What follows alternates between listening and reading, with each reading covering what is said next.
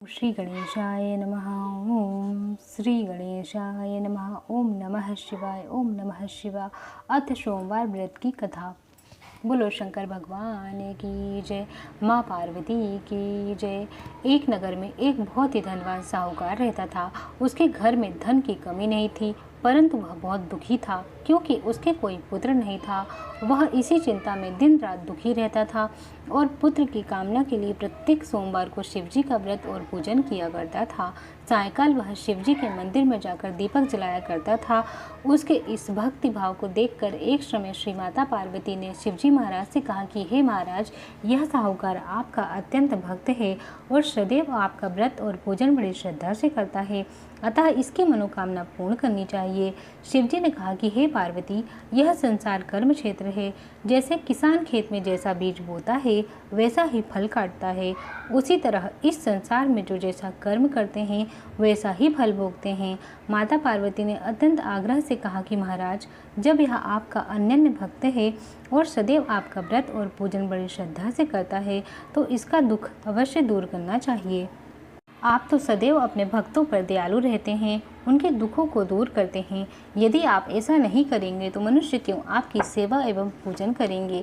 माता पार्वती का ऐसा आग्रह देख शिवजी महाराज प्रसन्न हो कहने लगे, हे पार्वती, इसके कोई पुत्र नहीं है, इसी पुत्र की चिंता में अति दुखी रहता है।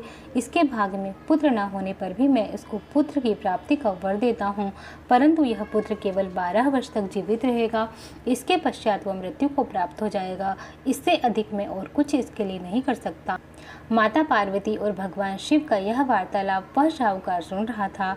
इससे उसको न कुछ प्रसन्नता हुई और न ही कुछ दुख हुआ। वह वैसे ही पूर्व की तरह शिवजी महाराज का व्रत एवं पूजन करता रहा। कुछ समय पश्चात साहूकार की स्त्री गर्भवती हुई और 10वें महीने उसके गर्भ से अति सुंदर पुत्र उत्पन्न हुआ।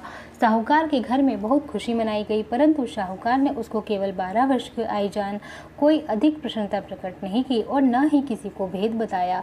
जब वह 11 वर्ष का हो गया तो उस बालक की माता ने उसके पिता से उसके विवाह आदि के लिए कहा, परंतु साहूकार कहने लगा, मैं अभी इसका विवाह नहीं करूंगा, इसको काशी पढ़ने के लिए भेजूंगा। फिर उस साहूकार ने अपने साले अर्थात बालक के मामा को बुलाकर उसको बहुत सा धन देकर कहा कि तुम इस बालक को काशी पढ़ने के लिए ले जाओ और रास्ते में जिस जगह भी जाओ वहाँ यज्ञ करते, दान देते तथा ब्राह्मणों को भोजन कराते जाना।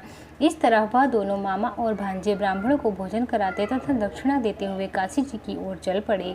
रास्ते में एक शहर पड़ा। उस शहर के राजा की कन्या का विवाह था, परंतु जो राजकुमार विवाह करने के लिए आया था वह काना था। उसके पिता राजा को इस बात की बड़ी चिंता थी कि कहीं राजकुमार को देखकर राजकुमारी के माता पिता विवाह में किसी तरह की अड़चन पैदा न कर दें। इस कारण जब उसने अति सुंदर शेर के लड़के को देखा तो मन में विचार किया कि क्यों न दरवाजे के समय इस लड़के से वर का काम ले लिया जाए। ऐसा मन में विचार कर राजकुमार के पिता ने उस लड़के और उसके मामा से बात की तो वे राजी हो गए। फिर उस साहूकार के लड़के को वर के कपड़े पहनाकर तथा घोड़ी पर बैठाकर कन्या के द्वार पर ले गए। सभी कार्य प्रसन्नतापूर्वक पूर्ण हो गए। राजकुमार के पिता ने सोचा कि यदि विवाह कार्य भी इसी लड़के से करा लिया जाए तो क्या बुराई है। ऐसा विचार कर लड़के और उसके मामा से कहा, तो यदि आप फेरों पर कन्यादान का काम भी करा दें तो आपकी बड़ी कृपा होगी, मैं इसके बदले में बहुत कुछ धन दे दूंगा। उन्होंने इसे सहर्ष स्वीकार कर लिया। विवाह कार्य बहुत अच्छी तरह से संपन्न हो गया।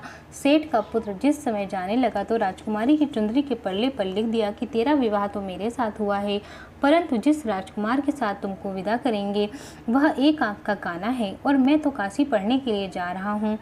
सेठ की लड़की के जाने के पश्चात राजकुमारी ने जब अपनी चुंदरी पर ऐसा लिखा हुआ पाया तो उसने राजकुमार के साथ जाने से इनकार कर दिया और कहा कि ये मेरा पति नहीं है, मेरा विवाह इसके साथ नहीं हुआ, वह तो काशी जी पढ़ने गए हैं।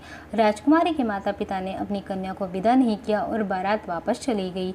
उधर सेठ का लड़का और उसका मामा काशी जी पहुँच गए। वहाँ जाकर उन्होंने यज्ञ करना और लड़के ने पढ़ना शुरू कर दिया।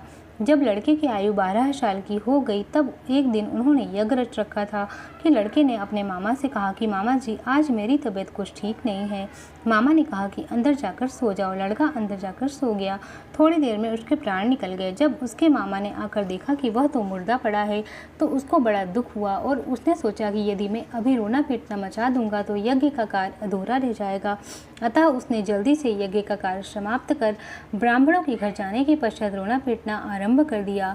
संयोग बस उस समय शिवजी महाराज और पार्वती जी उधर से जा रहे थे। जब उन्होंने जोर जोर से रोने पीटने की आवाज़ सुनी तो माँ पार्वती शिव जी को आग्रह करके उसके पास ले गईं और सुंदर लड़के को मरा हुआ देखकर कहने लगी कि महाराज, यह तो उसी सेठ का लड़का है जो कि आपके वरदान से हुआ था। शिवजी ने कहा कि हे पार्वती, इसकी आयु इतनी ही थी, सो भोग चुका। माता पार्वती ने कहा कि प्रभु, कृपा करके इस बालक को और आयु दे दीजिए, नहीं तो इसके माता पिता तड़प तड़प कर मर जाएंगे। पार्वती के इस प्रकार बार बार आग्रह करने पर शिवजी ने उसको वरदान दिया और शिवजी और माँ पार्वती की कृपा से वह लड़का जीवित हो गया। शिव पार्वती कैलाश चले गए। तब वह लड़का और उसका मामा उसी प्रकार यज्ञ करते हुए अपने घर की तरफ चल पड़े और रास्ते में उसी शहर में आए जहाँ पर उस लड़के का विवाह हुआ था। वहाँ पर आकर जब उन्होंने यज्ञ आरंभ कर दिया तो उस लड़के के ससुर ने उसको पहचान लिया और अपने महल में लाकर उसकी बड़ी खातिर की। साथ ही बहुत सारे धन, दास दासियों सहित बड़े आदर और सत्कार के साथ अपनी लड़की और जमाई को विदा किया। जब वह अपने शहर के निकट आए तो उसके मामा ने कहा कि पहले मैं तुम्हारे घर जाकर खबर कराता हूँ। उस समय लड़के के माता पिता अपने घर की छत पर बैठे हुए थे और उन्होंने यह प्रण कर रखा था कि यदि हमारा पुत्र सकुशल घर आया तो हम राजी खुशी नीचे आ जाएंगे, नहीं तो छत से गिरकर अपने प्राण दे देंगे। इतने में उस लड़के के मामा ने आकर यह समाचार दिया कि आपका पुत्र आ गया है, परंतु उनको विश्वास न आया। तब उसके मामा ने शपथ पूर्वक कहा कि अपनी पत्नी तथा बहुत सारा धन साथ लेकर आया है। तो सेठ ने बड़े प्रसन्नता से उसका स्वागत किया। सेठ सेठानी आनंद पूर्वक नीचे आए और बाहर आकर उन्होंने अपने पुत्र तथा उनकी पत्नी का भरपूर स्वागत किया। सभी प्रसन्नता के साथ रहने लगे। इसी प्रकार जो कोई भी सोमवार के व्रत को धारण करता है अथवा इस कथा को पढ़ता या सुनता है, उसके समस्त दुख दूर होकर उसकी समस्त मनोकामनाएं पूर्ण होती हैं तथा इस लोक में नाना प्रकार के सुख भोग कर अंत में सदाशिव के लोक की प्राप्ति हुआ करती है।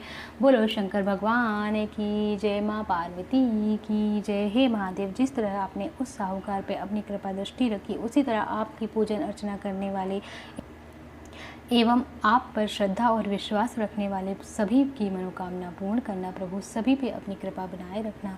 बोलो महादेव की जय, माँ पार्वती की जय। शिव जी की आरती। आरती करो हरि हरि की, करो नटवर की, भोले शंकर की।